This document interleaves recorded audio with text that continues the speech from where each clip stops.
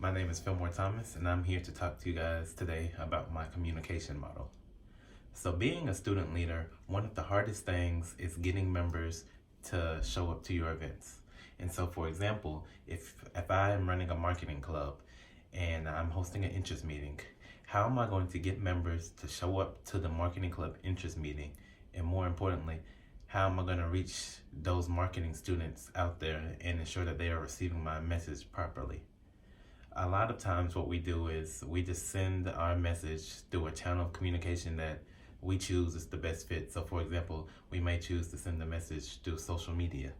But when we do that and we just send it through a channel of communication, we're allowing the message to be encoded and then decoded and received and interpreted in any way, shape, or manner. We don't get to determine how the receiver gets it, and more importantly, we don't get any feedback from the receiver, so we don't know if it was a success or not.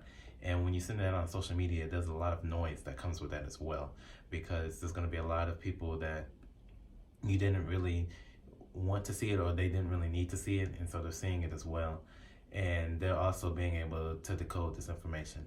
And so the biggest thing with my communication model is figuring out a way to reduce the noise and add a feedback portion for when we send out the message. And so how do we do this?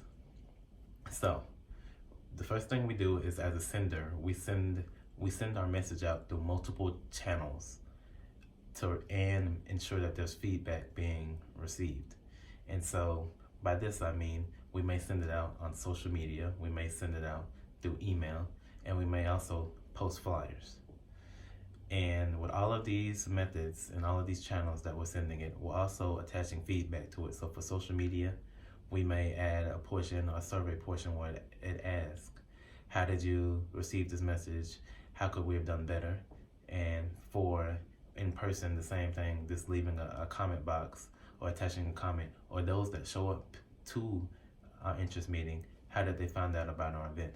And so this is going to help our communication model, because when we get this feedback, the next time we're able to say, okay, email didn't work, but flyers and social media got a good response. But they also said that they would like us to say maybe marketing and business majors specifically. And so the next time that we host an interest meeting or a general body meeting, we know to make these changes. And so our communication model is now reduce the noise and added a feedback portion. And so now we're figuring out ways to better send our messages and making sure that the messages that we're encoding are being decoded in the way that we want to. And so that's really the biggest strength with my communication model.